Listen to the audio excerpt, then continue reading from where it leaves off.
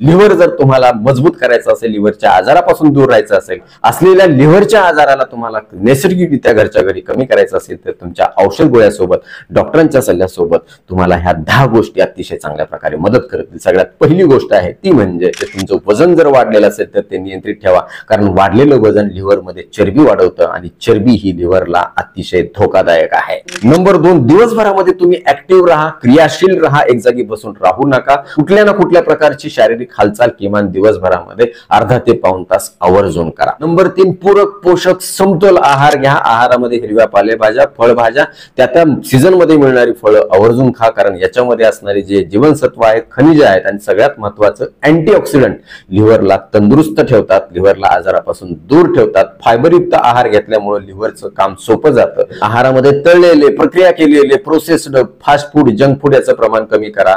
साखर, मीठ, तेल, मैद्याचे पदार्थ वर्ज करा, त्याचं प्रमाण कमी करा। चौथी गोष्ट, जर दारू पित असाल तर ती आजच बंद करा, कारण दारूचा एक एक थेंब तुमच्या लिव्हरला आजारी पाडणार आहे आणि त्याला फेल करणार आहे।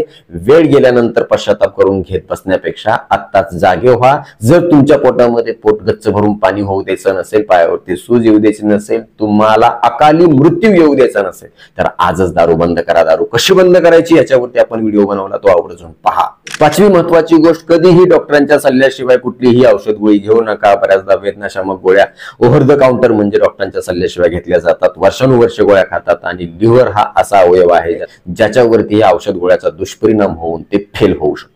कारण 6वी महत्वाची गोष्ट, दिवसभरामध्ये मुबलक पाणी प्या, कारण पाणी हे लिव्हरसाठी टॉनिक मानलं जातं। कारण जेव्हा तुम्ही दिवसभरामध्ये मुबलक पुरेसं पाणी पिता, हायड्रेट राहता, तेव्हा तुमच्या लिव्हरमध्ये जमा झालेले विषारी घटक, टाकाऊ पदार्थ शौचाच्या आणि लघवीच्या माध्यमातून नैसर्गिकरित्या बाहेर काढून टाकून लिव्हर एकदम टवटवीत फ्रेश होतं।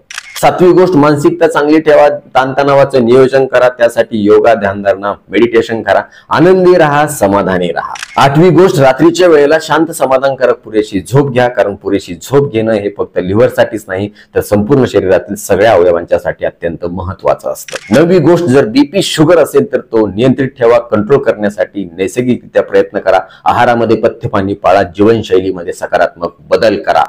आणि 10वी महत्वाची गोष्ट ती म्हणजे डॉक्टरांच्याकडून वेळोवेळी तपासणी करा, कारण योग्य वेळी तपासणी केली तर योग्य वेळी निदान होईल, योग्य वेळी उपचार झाले तर लवकर दुरुस्त व्हाल आणि तुमचा लिव्हर फेल्युअर पासून बचाव होईल।